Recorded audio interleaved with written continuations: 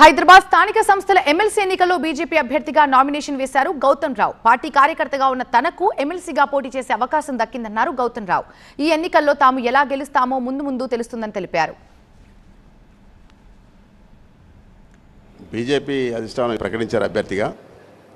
తప్పకుండా ఈ యొక్క లోకల్ బాడీ ఎమ్మెల్సీ ఎలక్షన్లో విజయం సాధిస్తామని చెప్పే పార్టీ ముందుకు పోతా ఉంది.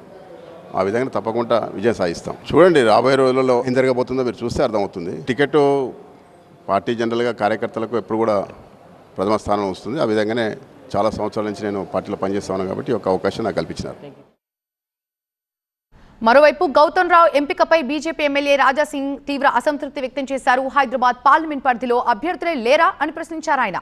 అధిష్టానానికి సీనియర్లు కార్యకర్తలు కనబడలేదా అంటూ కామెంట్ చేశారు రాజాసింగ్.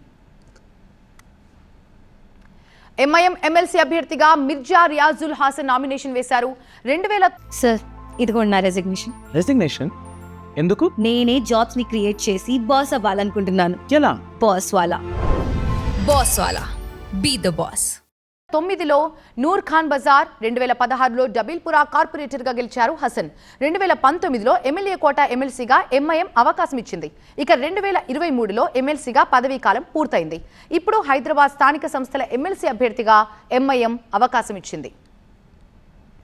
ఇక హైదరాబాద్ లోకల్ బాడీ ఎమ్మెల్సీ ఎన్నికల బలాబలాలను పరిశీలిస్తే ఈ ఎన్నికల్లో మొత్తం 109 మంది నేతలకి ఓటు హక్కు ఉంది. ఇందులో 81 మంది కార్పొరేటర్లు, 15 మంది ఎమ్మెల్యేలు, 6 ఎంపీలు, 7 ఎమ్మెల్సీలు ఉన్నారు. ఇక పార్టీల వారీగా బలాబలాలు చూస్తే కాంగ్రెస్ కి 14, ఎంఐఎంకి 49, బీఆర్ఎస్ కి 24, బీజేపీకి 22 సభ్యుల బలం ఉంది. కొత్త ఎమ్మెల్సీ ఎన్నికకు ఏప్రిల్ 23న పోలింగ్ జరుగుతుంది.